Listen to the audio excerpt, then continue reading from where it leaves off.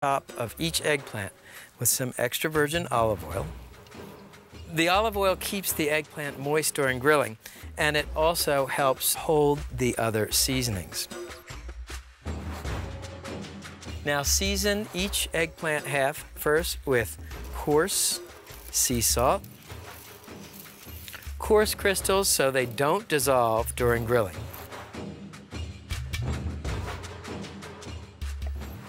Then freshly ground black pepper,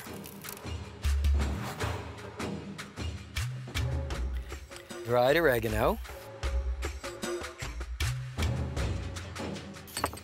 hot pepper flakes,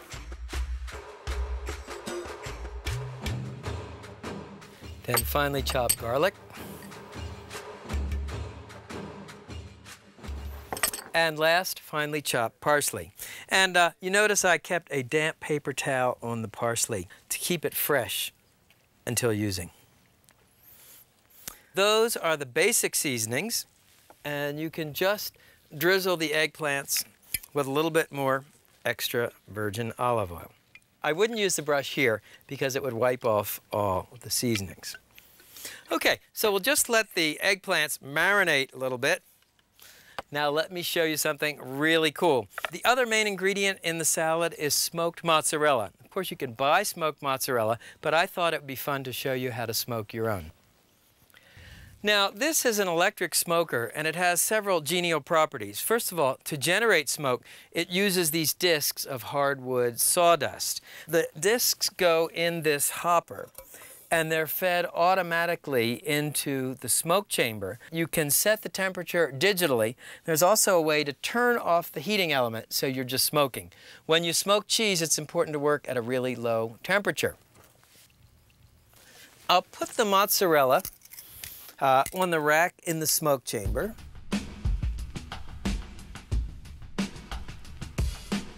These mozzarellas have been smoking about 1 hour.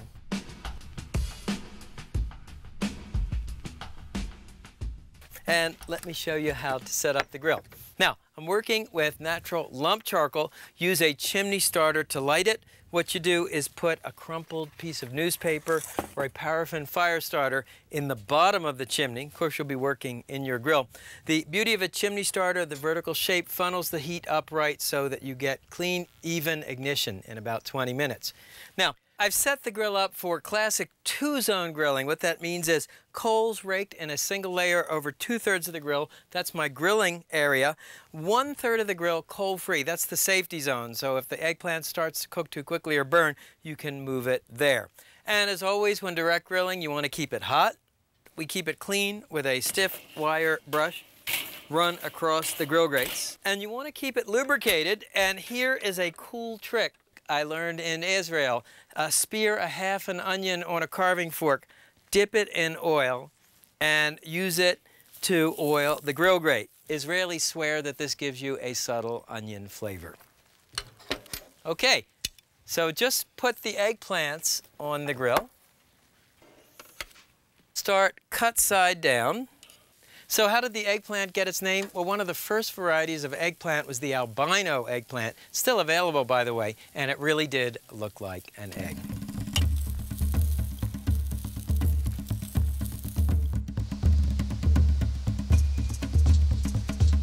The eggplants are ready for turning over when they're golden brown on the first side. So all you do is just turn each eggplant over. And thanks to the scoring you did on the bottom, the heat and smoke will penetrate through to the eggplant flesh.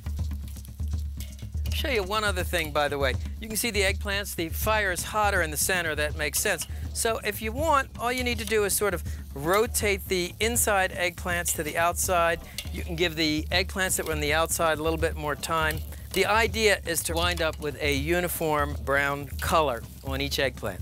Cooking time on this side is going to be another 5 to 8 minutes. And if the eggplants start to cook too quickly, just move them forwards towards the safety zone. So while we're finishing up on the eggplant, let me show you how to make the salad.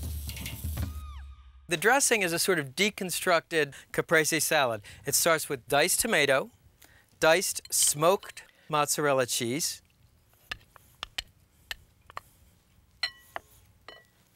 thinly slivered fresh basil, freshly squeezed lemon juice, and I squeeze it between my fingers to catch any seeds, coarse salt, and freshly ground black pepper. Just finish the salad up with a drizzle of extra virgin olive oil. And combine these ingredients. Salsa Italian style. Okay, so the eggplants are ready. How do you know? Well, first of all, they feel soft. You can also see the juices bubbling in one corner. Let's take off the eggplant.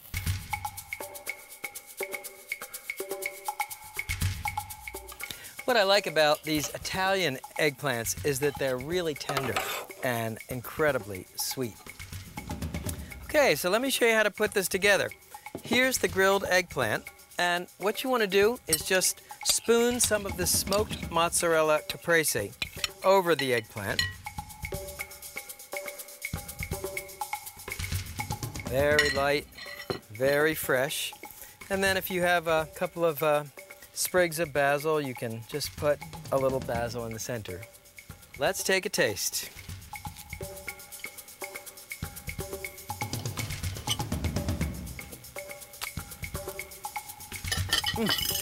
Nice. There's really a lot of flavor going on here. You have the heat of the hot pepper flakes, the cool succulence of the tomato, the charred eggplant, the smoky cheese. Sometimes the best way to enjoy a vegetable fresh from the garden is to put it on the grill.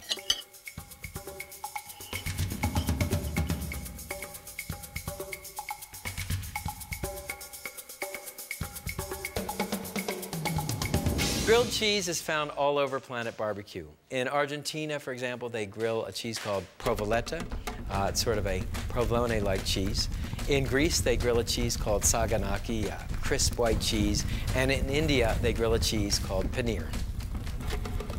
A vegetarian at a typical American barbecue is like a fish out of water. Not so in India, where there are probably more vegetarians than there are people in the United States. Our next stop is New Delhi, epicenter of Indian barbecue. I like to think of this dish as grilled cheese on a stick. The main ingredient for this dish is an Indian cheese called paneer. It's a mild, firm cheese made out of cow's milk. You can order it by mail, or you could alternatively use queso blanco or Greek halloumi cheese. You want a cheese that's fairly firm so it won't melt on the grill. Next, the pepper. In India, bell peppers are a little spicier than ours, so I recommend using a poblano chili. It's a little bit like a turbocharged green pepper. Next, the onion. Red onion cut in half and then in thirds. I'll show you how to make segments. Now, let me show you how to put the kebab together. Ingredient number one, a slice of chili. Notice I'm working on a flat metal skewer. This is important because it keeps the ingredients from spinning when you cook the kebabs. A half of a plum tomato, and finally your paneer cheese. And just keep building the kebabs. For me, it's very important to work in the same pattern. There are our vegetable and cheese kebabs. Next, the marinade.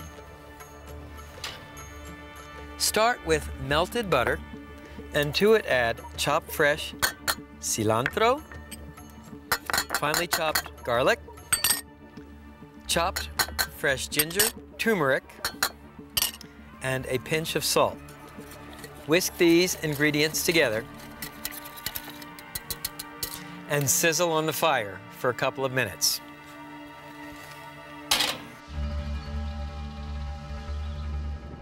Naan may be some of the oldest barbecue in the world. In India, barbecue is cooked in an urn-shaped clay barbecue pit called a tandoor. Tandoors have been found that date back 5,000 years. The original purpose of a tandoor was used for roasting flatbread. You sort of slap it up on the inside of this clay barbecue pit, and it'd be ready in a couple of minutes. Now, I've made a simple yeast dough using flour, milk, yeast, and eggs. It's called naan. The recipe is on our website. And what you want to do is flour a board. And I like to do this at grill side. Sprinkle a little flour on top. And you want to roll the naan out into circles. And when you go to an Indian barbecue joint or bakery in New Delhi, you'll actually see the grill master with a rolling pin and a rolling board and flour at the side of the grill. He rolls out the breads to order.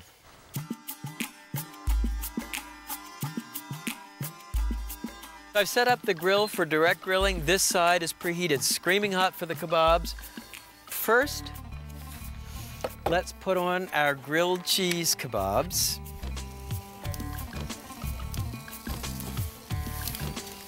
And as the kebabs grill, you can baste them with the ginger and garlic mixture.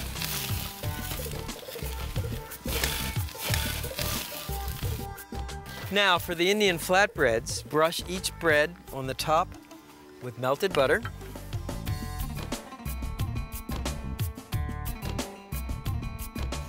Then place the bread, butter side down, directly on the grate. And as the breads grill, brush them with melted butter on the top.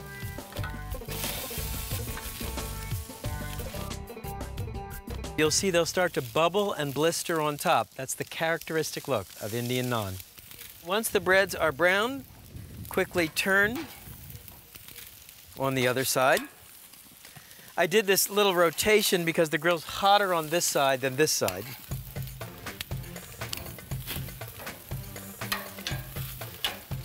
Turn each grilled cheese kebab over. You can see the beauty of this paneer cheese is that it holds its shape during grilling.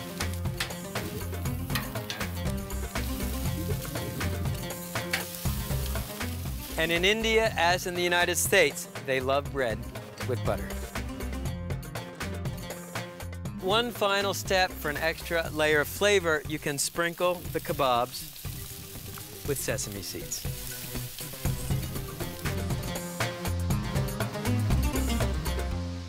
So once your grilled cheese kebabs are cooked, transfer them to a platter. Grilled cheese kebabs with Indian flatbread. It's a new vegetarian tradition. The last step, you can just squeeze a little fresh lemon juice over the kebabs. To try these, what you can do is actually take a flatbread and just take off a few of the ingredients from the kebab and make yourself a sort of Indian grilled cheese sandwich. The cheese, the tomatoes, the grilled peppers, the bread, this is vegetarian nirvana.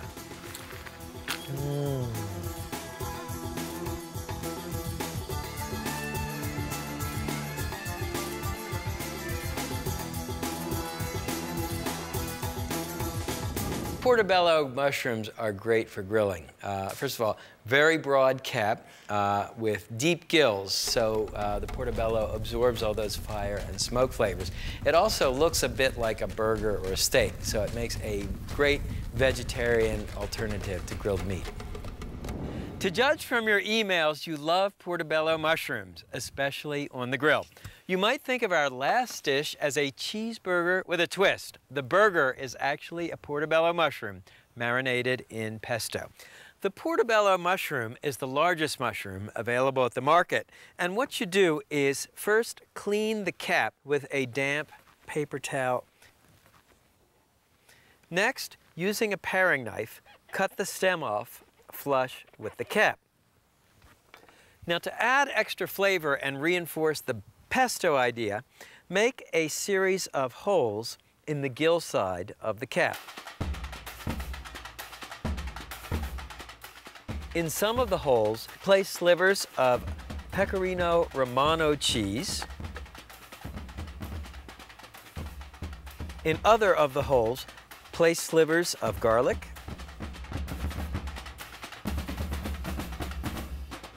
then pine nuts. Finally, take a couple of basil leaves, roll them up into a tight tube, make another hole, and insert the basil leaves in the portobello mushroom cap. Next, the pesto. It starts with basil and coarsely chopped garlic, pine nuts, and Pecorino Romano cheese, exactly the same ingredients we use to stuff the mushroom caps. And whenever you're working in a food processor, brine the dry ingredients first, then add your liquid ingredients, extra virgin olive oil,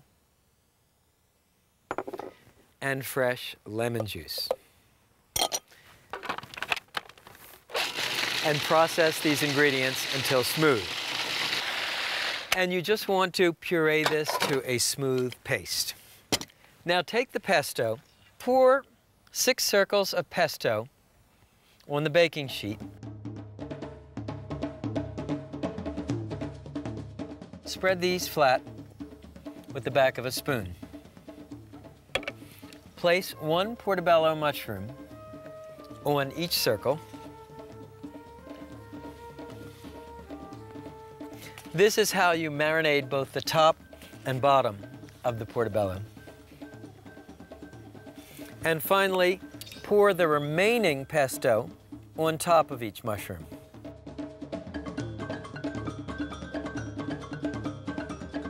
And spread it over the top of the portobello mushrooms.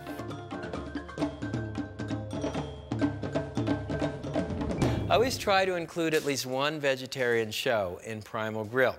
First of all, my wife and daughter were both vegetarians when I wrote my first barbecue book. Second of all, there are a lot of vegetarians out there. I think there's 7 or 8% of the American population is vegetarian. It's very important to bring vegetarians to the barbecue table. One last step, onion buns, which I'll brush lightly on both insides with extra virgin olive oil.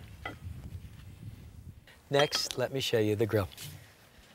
I've set up the grill for direct grilling. This side of the grill set on medium-high, this side on medium. The portobello mushrooms need a little bit more heat than the buns. Let's put on the mushrooms. Now you want to start grilling the mushrooms gill side down.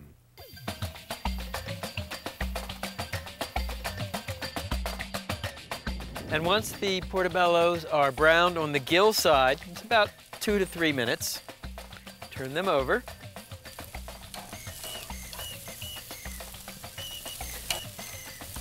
It smells very, very nice. And lay a slice of provolone cheese on top of each portobello mushroom. And the ambient heat of the grill will melt the cheese. And while the cheese is melting, don't forget to grill the buns. Grilling time on the buns is really quick. Don't forget the 10th commandment of great grilling, never desert your post.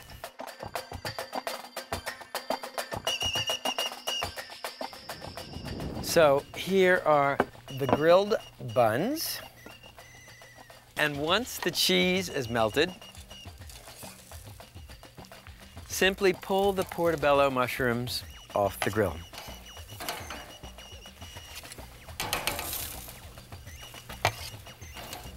The easiest way to clean the grill after grilling is to burn off this marinade. Simply leave the grill set on high, close the lid, leave it burn for about 15 minutes, and then hit it with the grill brush one more time. Now let's assemble those portobello burgers.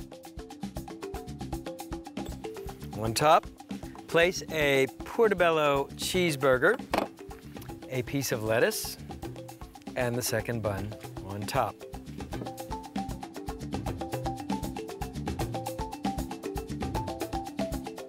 When I was growing up, no one knew from portobello mushrooms. For us, if we ate fresh mushrooms at all, they were button mushrooms. The portobello is actually a giant cousin of the regular button mushroom. You might think of it as a button mushroom on steroids.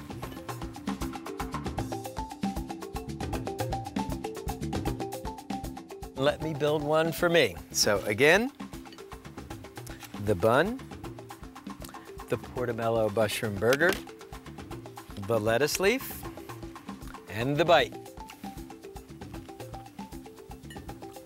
The pesto adds a whole new dimension. Carnivores, eat your heart out. Grilled eggplant salad, Indian grilled cheese with grilled bread, portobello cheeseburgers. Vegetarians, we've got you covered.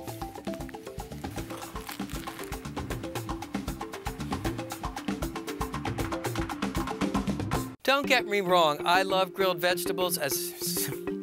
The tandoor, by the way... Hey! My chopped liver? I'm sorry, man. And while the cheese is melting, don't forget to grill. One more time, do not look at Terry. And while the cheese is melting... I'm sorry. Every time you look at Terry, you owe Richard $1,000. Action. And while the cheese... That's $7.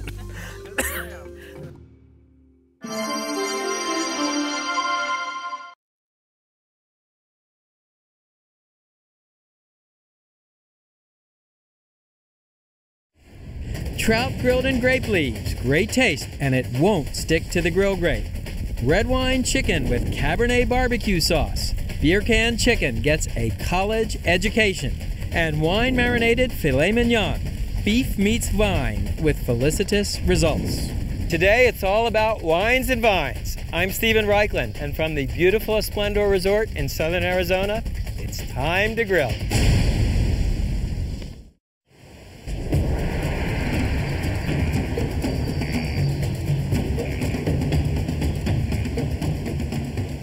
Reichland's rule states that if something tastes good baked, fried, or sauteed, it probably tastes even better grilled. The inspiration for the trout grilled in grape leaves was a Georgian dish called kolhida. And I'm talking about the Republic of Georgia now, not the state in the southeast of the United States. Georgians love to grill. Georgia is a great wine growing region, so the idea of wrapping a food in a grape leaf was completely natural. The stuffing is pure Georgian, ground walnuts, coriander, dill, and lemon. I mean, you find that in a lot of Georgian dishes. A grape leaf is a leaf from a grapevine, and what they do is pickle the grape leaves in a saltwater solution. You can buy them canned, you can buy them in jars. They're available in most supermarkets. You see, I've placed 3 lengths of butcher string underneath the leaves. Now, let me show you the trout. These are 12-ounce brook trout. And what you want to do is season the bottom with salt, freshly ground black pepper, then open the cavity and season the inside of the trout with salt and pepper too. We'll lay it on the grape leaves. Then let me show you the filling. The filling starts with walnuts and fresh dill, coriander, chopped fresh garlic, lemon juice, and salt and pepper. And this combination of walnuts, dill, and coriander is very typical of Georgian cuisine. Now, grind these ingredients to a coarse paste in a food processor. By the way, I referred to this as coriander. Cilantro is nothing more than the leaf of the coriander plant. Then arrange another layer of grape leaves on top of the fish, tucking the bottom leaves underneath. Now, just double your butcher string over, loop through once, then once again to make that butcher slip knot. Pull tight and tie off the trout.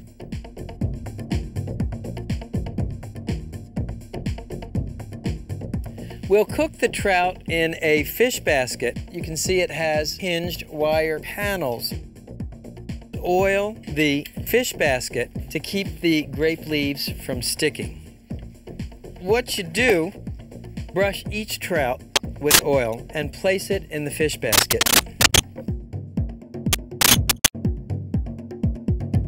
Then to finish up, pull the top panel over the fish and affix the top and the bottom with this metal ring. So the fish is ready for grilling. We're going to grill the fish over charcoal, and to light the charcoal you want to use a chimney starter. Place a crumpled piece of newspaper or use a paraffin fire starter. Place it in the bottom, light it. Thanks to the vertical shape, the coals will light uniformly in about 20 minutes. Of course, you'll do the lighting in the grill. I have another chimney ready to roll there. So what you want to do is just take your coals and dump them in an even layer across the bottom of the grate. And because you're working with a grill basket, you don't even need a grill grate. You can simply take the fish and grill it directly over the coals, as you see here. This is a great dish to cook when you're camping. You could cook it right over a campfire. And what's going to happen here is these salty, tangy grape leaves are actually going to flavor the trout while protecting the delicate flesh from the raging heat of the coals. Cooking time is pretty quick. It's really about 4 to 6 minutes per side. And of course, if you don't want to hold the basket, you can always lay it on a grill grate. However, for me, the closer I can get to the fire, the better.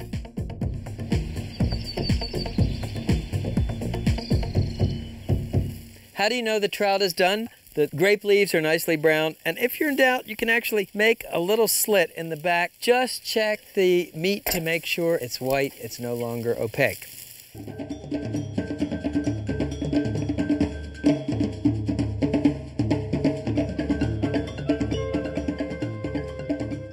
Keep the flavoring simple, maybe a few lemon wedges.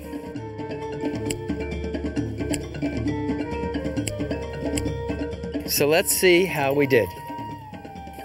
We can squeeze a little lemon juice over it, cut into it, and look, it's perfectly cooked in the center.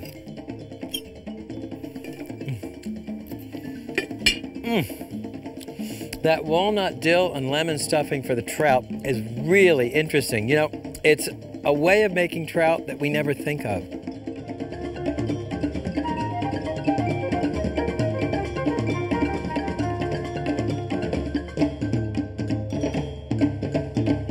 There is a venerable tradition of pairing red wine and chicken in France. In fact, one of the most famous dishes in the French repertoire is coq au vin, chicken marinated and cooked in red wine. So when I created this dish, I sort of think of it as coq au vin on a can. If you know this and you know this, you're probably familiar with beer can chicken. It's a guaranteed showstopper, and it's simply the best way I know to cook chicken. Well, here's what happens if a beer can chicken crosses the road into California's wine country. It will give you a whole new perspective on an American barbecue classic. First, the chicken. Start with a 4.5-pound roasting chicken and remove any pockets of fat that may be in the cavity. Next, the marinade. Start with 1 onion thinly sliced and add 2 cloves of garlic, thyme and bay leaf, extra virgin olive oil, salt, pepper, and dry red wine, like a Cabernet Sauvignon.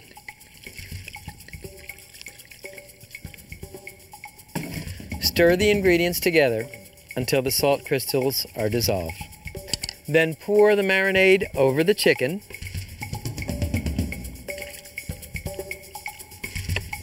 And marinate it in the refrigerator for at least 4 hours, or as long as overnight. And here's one I marinated earlier. Note, you can do your marinating in a resealable plastic bag. Now, make a simple rub by combining equal parts kosher salt and herbe de Provence. That's a mixture of Provençal herbs, and the little purple things are lavender. This actually has a kind of a sweet floral flavor. And as always, I like to combine the ingredients for the rub with my fingers and break up any lumps. Okay, now the cool part. In traditional beer can chicken, you'd actually roast the bird on a beer can. And what we're going to do for our wine country chicken is fill a metal canister with red wine. And then you can put the lid on.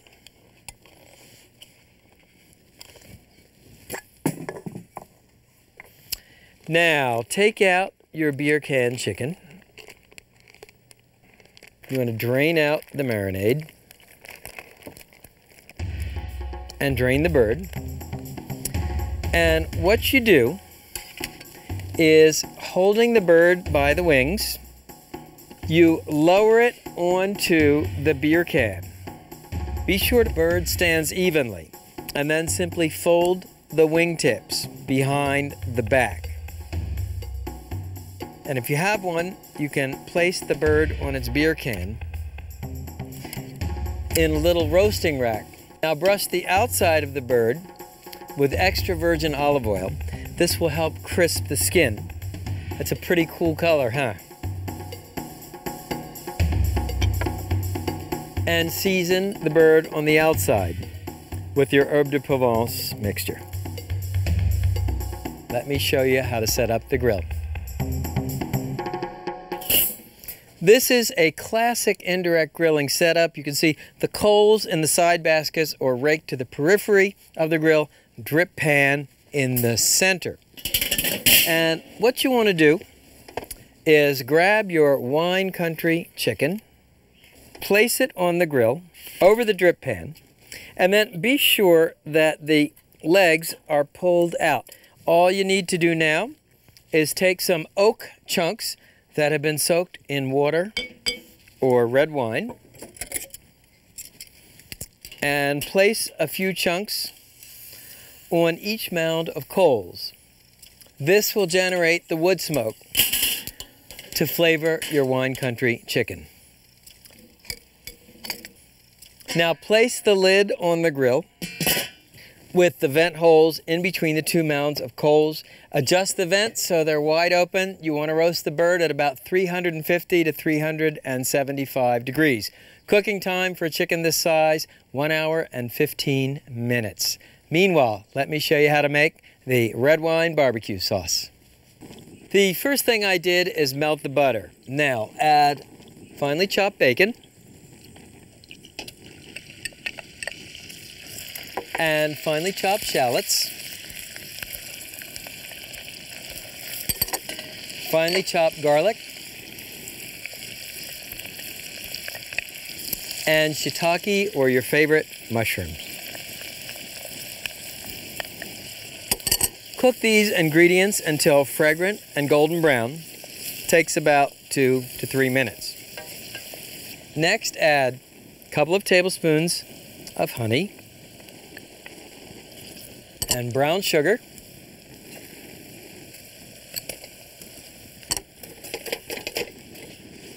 so that'll add a touch of sweetness. Then liquid smoke, which is a perfectly natural ingredient, salt and freshly ground black pepper, then ketchup or tomato sauce if you'd like a wine sauce that's a little less sweet. Finally, red wine like Cabernet Sauvignon or Merlot. Simmer the sauce until thick and syrupy, stirring from time to time.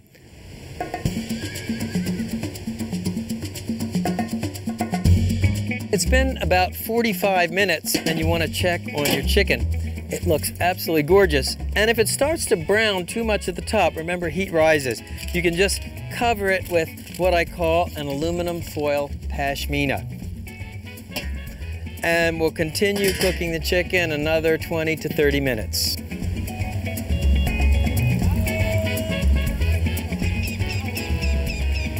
It's been an hour and a quarter, and our wine can chicken looks perfect. But you always want to check with an instant read meat thermometer. Insert it into the deepest part of the thigh, not touching the bone. You're looking for 165 degrees. Okay, so all we need to do is lift the beer can chicken when it's racked off that drip pan, and you can serve it right on the platter. let's see how we did. I'll just carve it right off the can. And look how juicy that bird is. That's thanks to the wine can. Let's take a spoonful of our red wine barbecue sauce.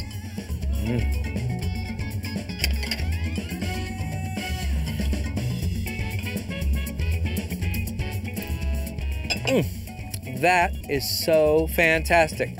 The wine and smoke absolutely perfume the chicken, and you get these sweet floral little bursts of lavender. So there you have it, beer can chicken with a college education.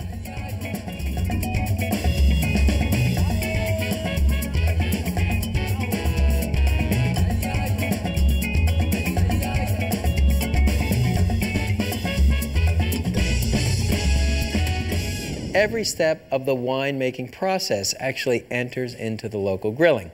For example, you might marinate meats in wine.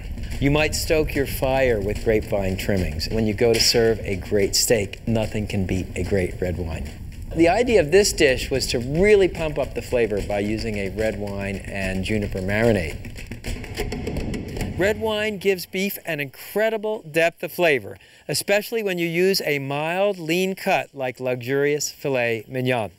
First, the good news about filet mignon. It's the absolute tenderest steak that comes from the steer. The not so good news is that it's extremely lean, so you need to find a way to put some fat in it to keep it from drying out on the grill. Well, the first technique is to wrap the filet mignon in bacon. You want to use a good, thick smokehouse-style bacon. Then tie the bacon in place with a piece of butcher string. You come over once, you come over twice, pull tightly, and snip it with a pair of kitchen shears. Okay, step number 2, make the marinade. The marinade starts with what the French would call a mirepoix. That's equal parts finely chopped onion or shallot, celery, and carrot. Then add a couple of bay leaves, a couple of sprigs of thyme, 2 cloves of smashed garlic, and a handful of juniper berries. Juniper berries have a wonderful piney flavor that may be familiar to you. Juniper is the active flavoring in gin. In fact, gin is named for juniper. Now all you need to do to finish the marinade is add about a half a bottle of dry red wine. I'm using Cabernet Sauvignon. And a generous splash of olive oil.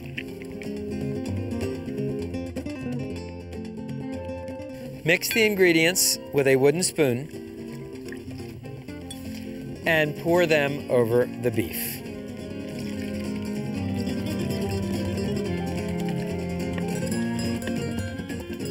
Marinate the steaks in the refrigerator for at least 2 hours or as long as overnight.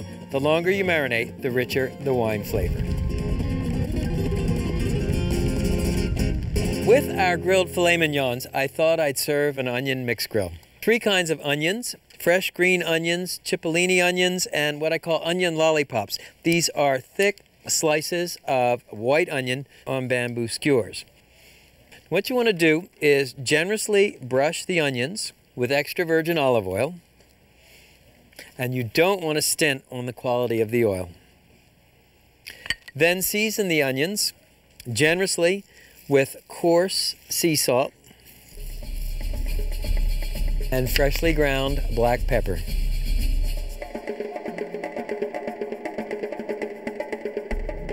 Again, coarse sea salt and freshly ground black pepper. And while we're at it, back to the steaks, I've drained off the marinade and blotted the steaks dry. Brush the steaks on both sides with extra virgin olive oil and season with coarse salt and freshly ground black pepper. What this does is it helps give you a savory crust during grilling. And be sure to brush and season the other side as well.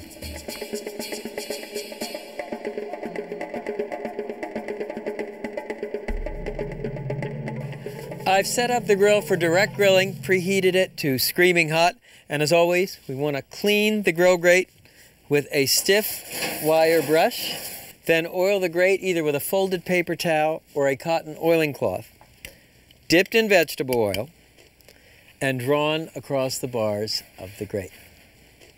Let me put on the steaks.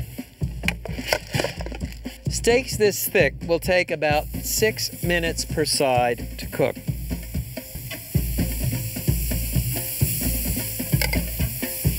And now I'll put on the onions. And the cipollini are on a metal skewer so they can go in the back. This is an aluminum foil grill shield made by folding over a piece of heavy-duty aluminum foil. Just want to lay it on front. Then lay your onion lollipops on the foil. And the shield keeps the wood from burning. Likewise with these green onions, you can start the onions with the green part on the foil. That way the bulbs will cook, and then at the last minute you'll take the foil away and you can cook the greens. Cooking time for the onions about 3 to 4 minutes per side, and I'll close the grill lid to keep the heat in. That'll speed up the cooking for the filet mignons. After 2 minutes, give each steak a quarter turn. That will lay on the handsome crosshatch of grill marks and push the meat into the grill. It's almost a process like branding. Turn your onions. You're looking for a golden brown color on both sides. Close the grill and we'll continue grilling the steaks.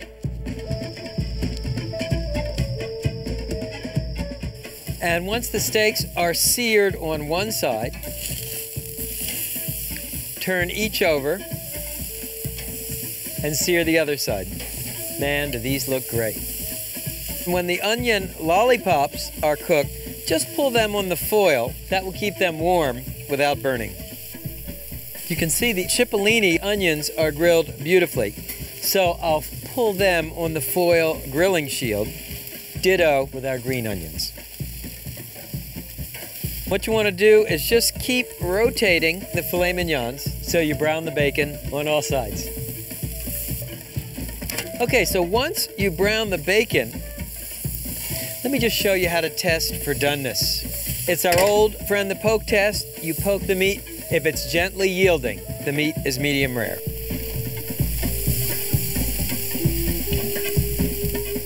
Then take off the onions. And here are the filet mignons and grilled onions. I don't know about you, but this makes me really hungry. So then simply place the filet mignons on your platter.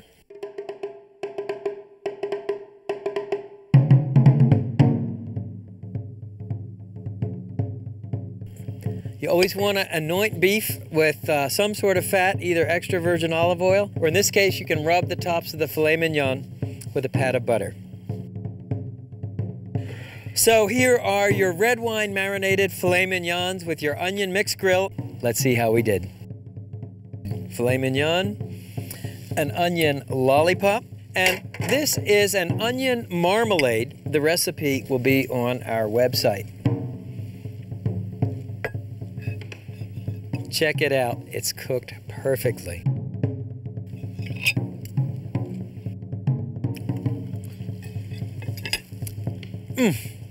The wine and juniper give the beef a whole new dimension. Wine has been part of the barbecue tradition for thousands of years. Next time, make it part of yours when you fire up the grill. So there you have it. Trout grilled in grape leaves, red wine chicken with Cabernet barbecue sauce, wine marinated filet mignon. See you next time. With extra virgin olive oil, Reikland's real and wrapped and grilled in bacon. Wrapped and grilled in All right, this time's a charm. Very nice. Very, very nice. From the beautiful Esplendor Resort in southern Arizona, it's